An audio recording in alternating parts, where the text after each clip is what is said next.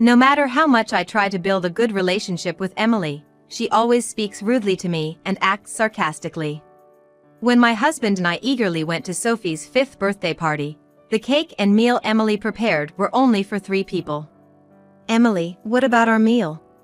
"There's only enough for the family." "What?" "I don't have food for stingy people." She waved the gift envelope I had just given her. "Giving $1,000 for your granddaughter's celebration, are you kidding? My dad gave $4,000. At least $2,000 is the norm." "I thought it was a standard amount." "I've had enough. Can we cut ties after today?" Emily said this with a beaming smile. "My parents are enough for me. We don't need you guys. In fact, you're in the way." My husband, Dan, and I looked at each other. "Shall we go home?" "Yeah." I clenched my fist. No more patience. I'll make her regret ruining Sophie's birthday and treating us badly.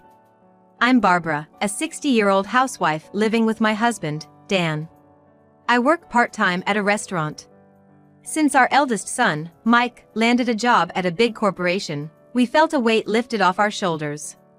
On weekends, Dan and I enjoy going to movies and traveling, just the 2 of us. Dan is kind, and Mike is considerate and serious. I felt blessed, but secretly worried about Mike not showing any interest in marriage even in his late 20s. I wanted to be called grandma someday, but I understood that many young people nowadays choose not to marry. Just when I was about to give up, Mike brought his fiancée home. She was Emily, the daughter of a well-known local business family. They met at a cafe near Mike's workplace. Emily, not keen on office work, was working there part-time for social experience, as her cousin would take over her father's business. She seemed like a beautiful and capable woman, the kind to take the lead with Mike. After they got married, they had a daughter, Sophie, the next year. Living in an apartment in the same city, they visit us during holidays, bringing Sophie along. Dan and I adored Sophie immensely. And Emily seemed happy to see this. But our initially good relationship with Emily started to crack, beginning with her requests. As usual, the family came to visit. Taking advantage of Dan and Mike going shopping, Emily confided in me. "Sophie has sensitive skin, so we have to be careful with clothes. Good quality ones are pretty expensive." Was she hinting for me to buy baby clothes? I wondered. Mike earns well above the average salary for men in their 30s.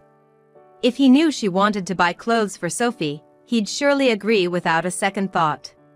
Maybe they're saving for the future and don't want to spend from the household budget. Also, I thought her family was wealthier than ours, but maybe it's hard to ask her parents for money. "Emily, do you want some clothes?" Hesitantly, I asked, and Emily's face lit up instantly. "Yes, I love this brand. It's so cute. Famous actresses often dress their kids in it." She showed me a picture on her phone, and I was stunned. A short-sleeve t-shirt was $140, a lace dress $200, and brand logo ballet shoes an astonishing $2,000.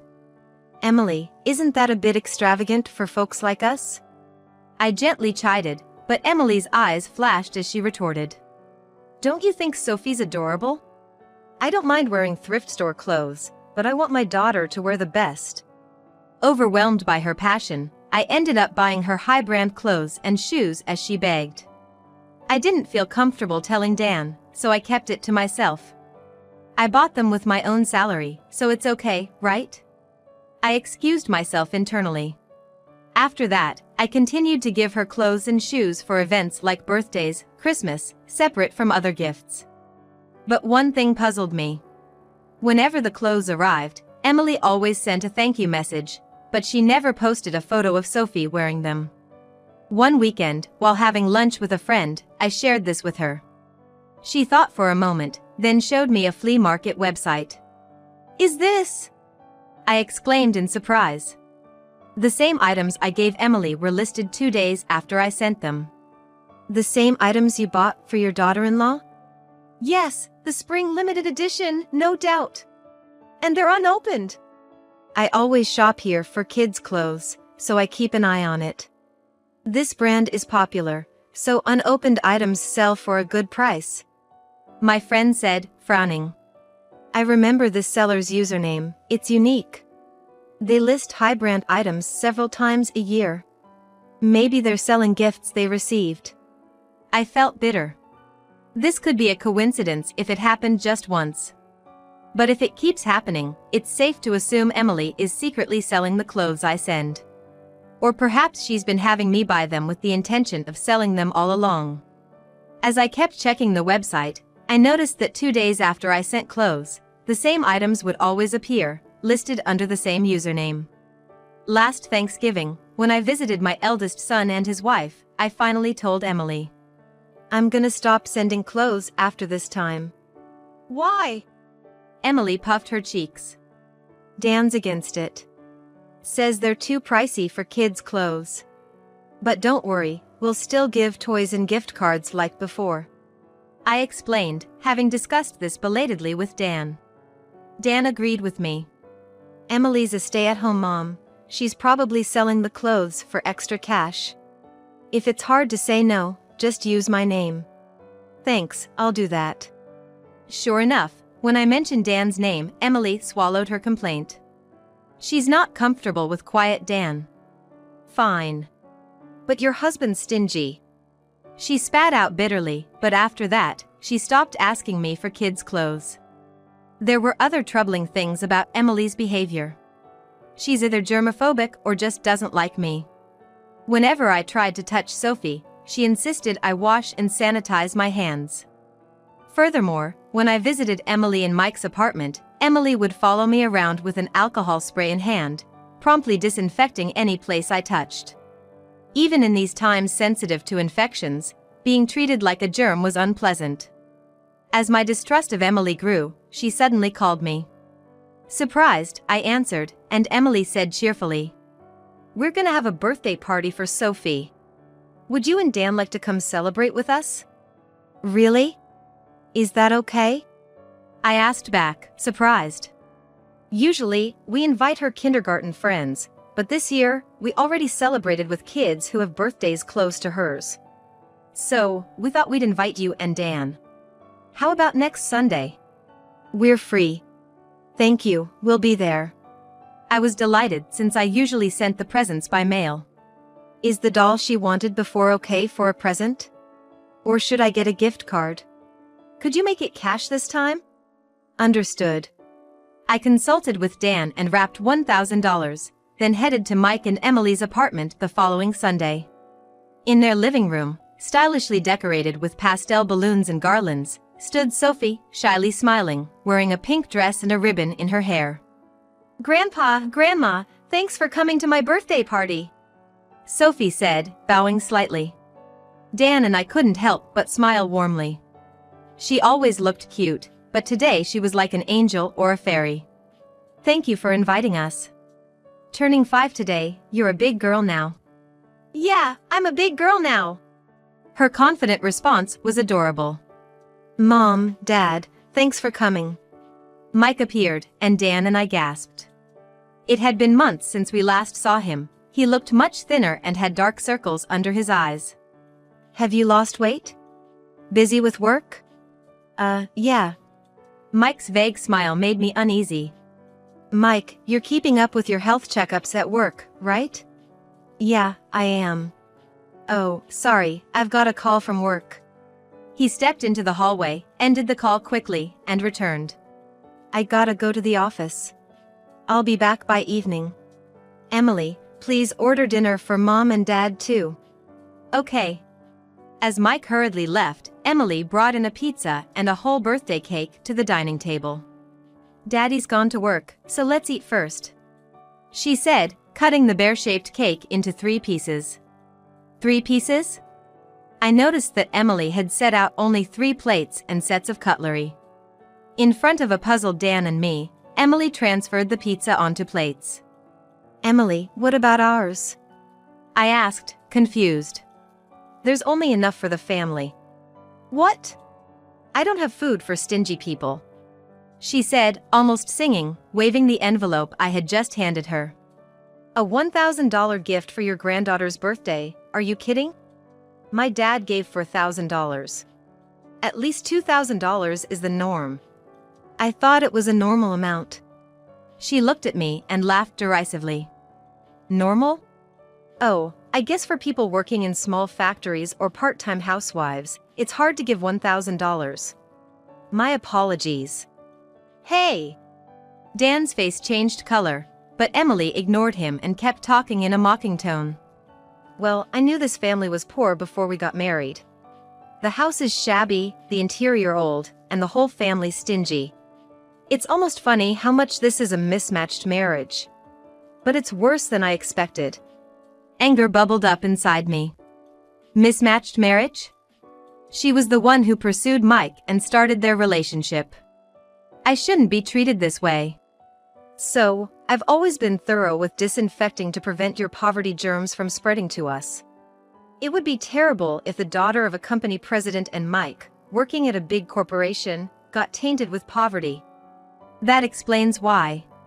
She was always vigorously wiping her hands with disinfectant wipes until her skin almost peeled. But I've had enough. Can we cut ties after today? Emily said this with a full smile towards Dan and me. Just having my parents is enough. We don't need you guys. In fact, you're in the way. Dan and I exchanged glances. I thought he would be angry, but he seemed more exasperated and detached than anything. Shall we go home? Yeah. As we headed to the entrance, feeling weary, Sophie came running after us, looking confused. Grandpa, Grandma, are you leaving already? I was looking forward to playing with you, Sophie said, tears starting to fall. My heart clenched.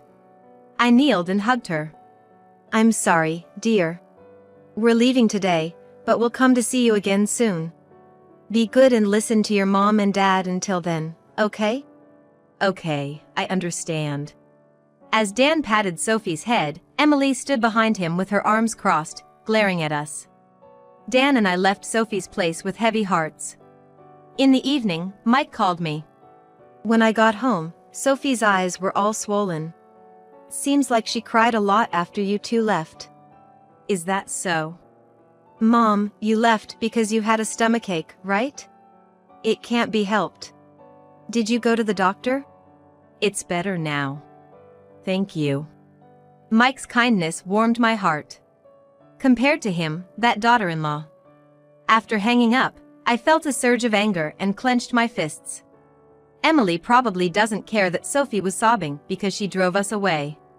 No more patience. I'll make her regret treating us badly and ruining Sophie's birthday. Emily declared cutting ties, but she still seems to be playing nice in front of Mike. She hasn't left the family messaging app, so Dan and I can still communicate with Mike's family. So, I decided to use that to expose Emily's true nature to Mike. I waited for Mike's break time at work and posted the flea market site screenshots to the group message. Emily immediately responded. Barbara, please delete that photo right now.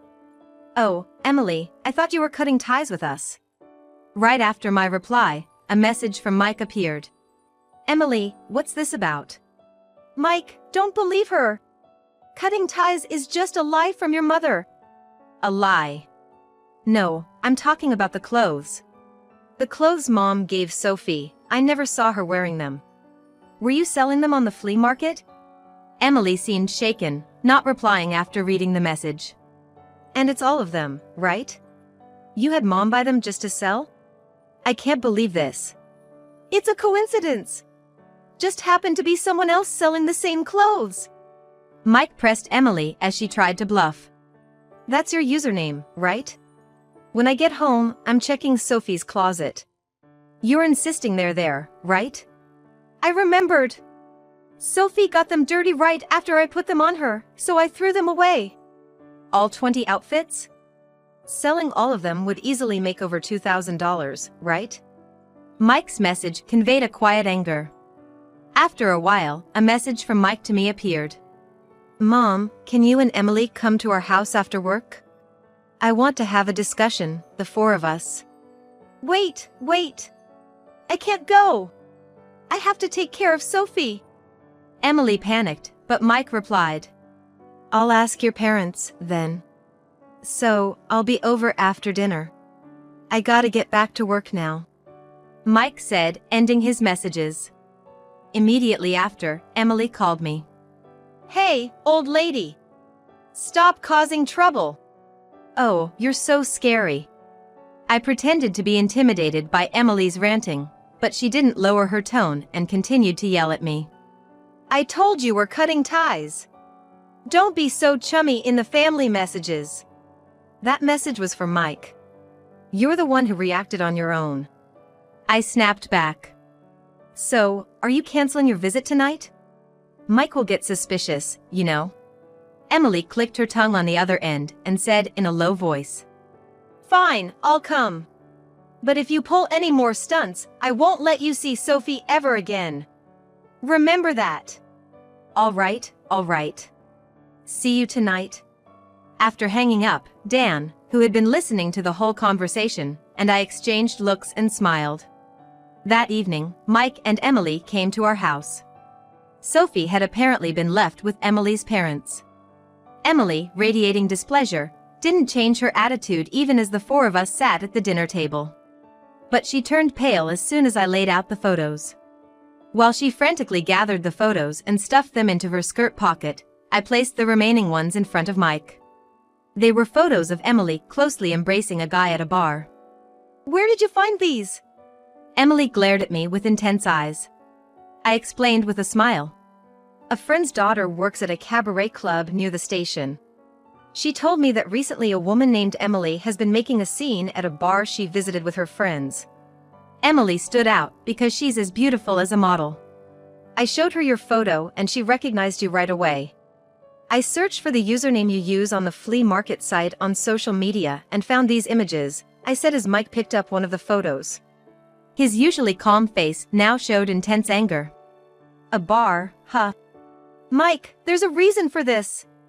You left Sophie with me after working overtime and spent your nights at places like this? All that helping a friend was a lie, wasn't it?" Emily swallowed her excuses at his icy tone. Mike sighed and covered his forehead with his hand. "So, you were selling the clothes Mom gave you to play around with some guy you met at the bar? No wonder your allowance was never enough for that." "It's not like I was cheating or anything, so it's fine, isn't it?" Emily defiantly responded.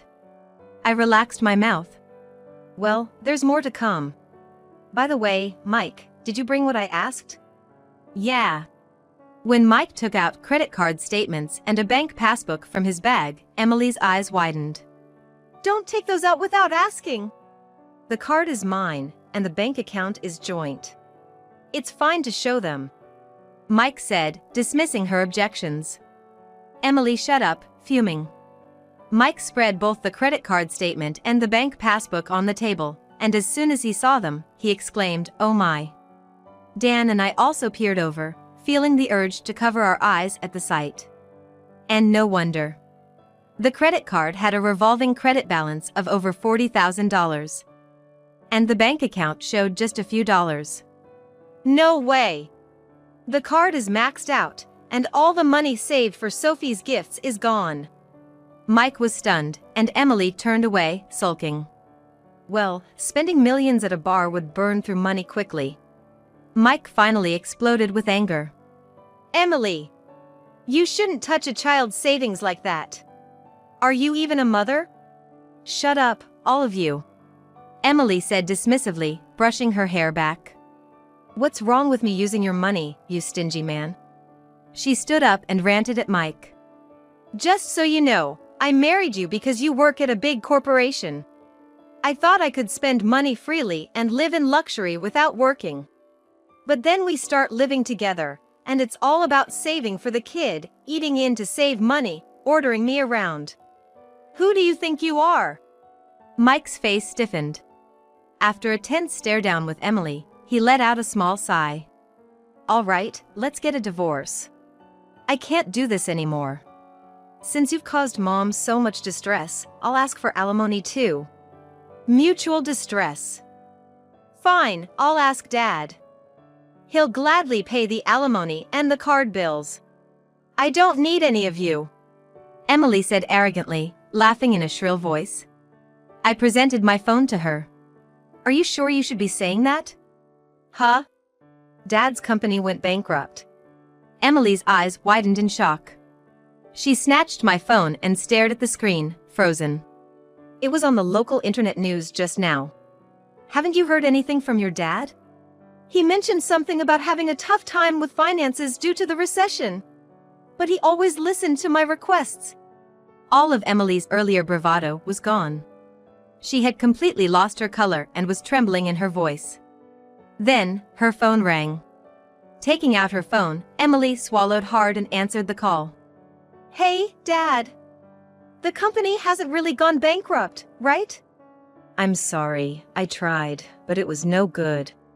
So, sorry, I can't help you with money anymore. Emily's face twisted dramatically. She looked like she was about to cry. What? But that's going to be a problem. Paying the employees is all I can manage. I'm retiring as president and will live leisurely with your mom, so you should get along with Mike and Sophie. Emily's father was loud, so the whole conversation was audible. Get along? I'm probably going to get a divorce. Oh, really? Oh, I got a call from the bar. They asked when you're going to pay your $20,000 tab. Emily's face contorted. I was, thinking of asking Dad. No, that's impossible. Her father cut her off sharply. You're 35, Emily. A proper adult. You need to figure this out yourself. Good luck. Holding the disconnected phone, Emily looked completely drained. I delivered the final blow. You know, Dan and I have been saving money for Sophie when she grows up. $200,000. Emily's eyes widened as if they were about to pop out. We didn't remodel our old house and saved by cutting back. I thought of giving it to you to pay your debts if you apologized and showed remorse for your past actions. We're useless to you, right? Then you don't need it. Emily's mouth opened and closed like a fish, but she couldn't form words. All right, this conversation is over. Goodbye. Coldly stating this, Emily grabbed Mike's arm and begged with bloodshot eyes. Mike, you won't abandon me, right? I was just joking about wanting a divorce. I'll apologize, let's continue to get along, for Sophie's sake, okay? Mom, Dad, sorry for staying late. I'll discuss the divorce with Emily. Mike said calmly, taking the frantic Emily home. Emily wanted Mike to reconsider, but of course, that didn't happen, and they ended up divorcing. Mike had to deal with the payments for the credit card he unknowingly shared with Emily, their joint bank account, her tab at the bar, and an additional $20,000 in alimony. Burdened with debts, Emily, unable to rely on her parents, reluctantly started working part-time jobs. Life became tough for Emily, and under the condition of not receiving child support, Mike took custody of Sophie. Afterward, Mike regularly allowed Sophie to meet Emily. Emily, working from early morning to late at night, had lost her former glamorous look and seemed rather shabby. I was freed from the days of being pestered for money and subjected to Emily's snide remarks, enjoying each day freely. As it was hard for Mike to raise Sophie alone, we suggested he move in with us. Dan and I decided to help with raising her. On days when Mike had to work overtime or on weekends, I, who returned from work earliest, would pick Sophie up from daycare. Sophie, resembling her father, was a very kind child. She would make beaded jewelry and give them to Dan and me on our birthdays, along with letters. I look forward to her future. The three of us adults want to warmly watch over Sophie's growth.